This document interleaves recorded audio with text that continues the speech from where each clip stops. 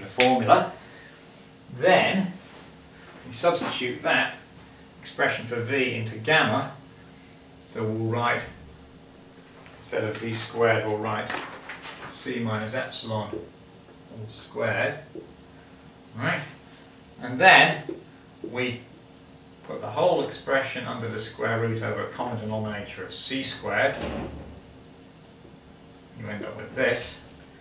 And then you expand the bracket in the square root, so you get 1 over the square root of C squared minus C squared plus 2C epsilon, and then minus epsilon squared. And then remember that because the particle's moving very close to the speed of light, epsilon is much, much less than C. So the 2C squareds at the beginning of this numerator expression cancel, and of the remaining terms, 2C epsilon is much larger than epsilon squared, and so all that's left is a 2C epsilon over C squared. And because you've got 1 over a square root, this simplifies to the square root of C upon 2 epsilon, which is the result we wanted. Right, the last part of this question, again, taken from question 3 of tutorial sheet 10. Excuse me.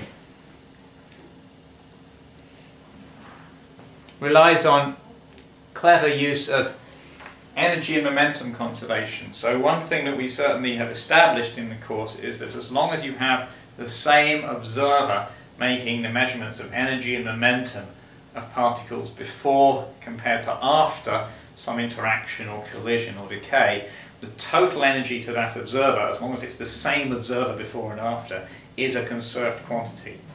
And the total momentum is also a conserved quantity. So we're going to exploit that in the last part of question 3. Let me just clean my board.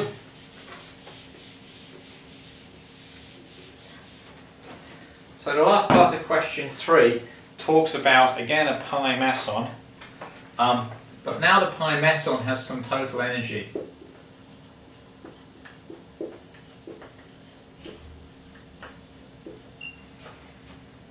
E pi equals, and again it's 1 GeV. And the pi meson undergoes a decay into 2 photons. Actually, pi zero mesons do that. That's the main decay of the pi zero meson, the dominant decay. And so you've got some pi meson and it's decaying into 2 photons. And the question is, what's the shortest possible wavelength that one of these photons can have in the frame where the pion has a total energy of 1 GeV?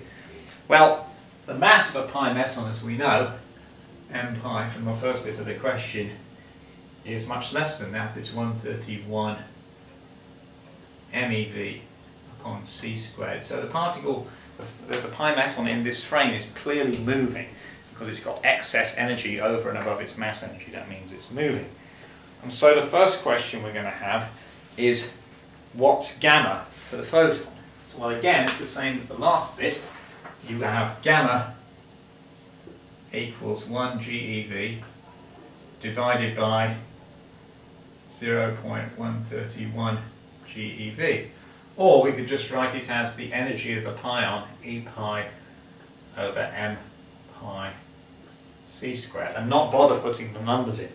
Now I'm going to do it that way because I like to do problems with algebra. I don't like to immediately stick numbers in. As I've said many times in lectures, if you do that, you lose a channel to seeing whether your working is sensible. And if you decide at the end of the problem you've made a mistake somewhere, you'll, believe me, find it a lot easier to spot your mistake if you've stuck with algebraic expressions throughout the question compared to if you immediately started substituting numbers. Because a sea of numbers is not an easy place to find a mistake. Okay, so that's an expression for gamma. Now the next thing we're going to do is to consider what you see in the frame where the pi meson is at rest. You can always take an observer and have him run along along with the pi meson and observe the decay in the rest frame of the pi meson. And in that frame, the decay is simpler. So let's start with an observer in that frame. So we'll call the frame in which the pi meson is moving the primed frame. So this expression for gamma is actually E pi primed, the energy in the frame where the pion's moving, that's 1 GeV, and we'll call that the primed frame. Okay? And so now the question is, in the frame where the pi meson is at rest, so this is the primed frame, and the unprimed frame, in that frame we're going to consider the pi meson stationary. Now in this frame we can use energy and momentum conservation quite effectively. So the initial state is you've got a pion at rest, right? And the final state is that you end up with two photons, one of them say going that way and the other one going this way. Right, now let's say the magnitude of the momentum of those photons, well, the magnitude of the momentum of this photon, we'll call it P, right? But if the magnitude of the momentum of this photon is P, then the momentum of the other photon has to have an equal magnitude and an opposite sign, so that the sum of their momenta is 0, because after all, initially, the pi meson was at rest, and with the pi meson at rest, in the initial state, the total momentum in the initial state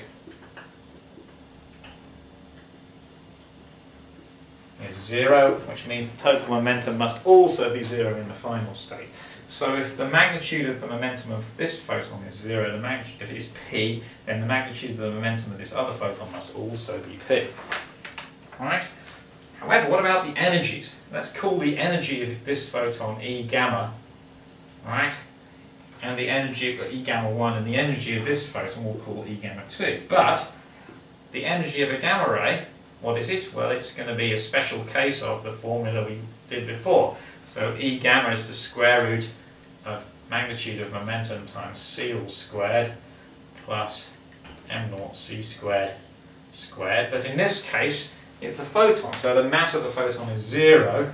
So this term goes away, and you're left with E gamma is equal to c times the magnitude of the momentum.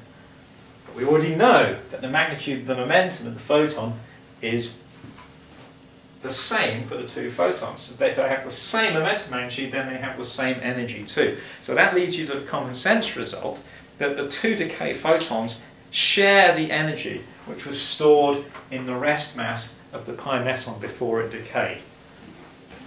So by a very roundabout route, we're led to the fact that the energy of each photon by momentum and energy conservation,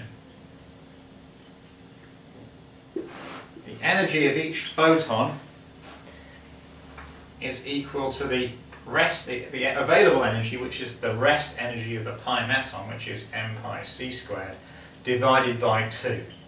And when you add up the energies of those two gammas, you get back to the initial available energy, which is just the mass energy of the stationary pion. But notice we needed both energy and momentum conservation just to come up with that simple result. It's not enough just to have energy conservation alone.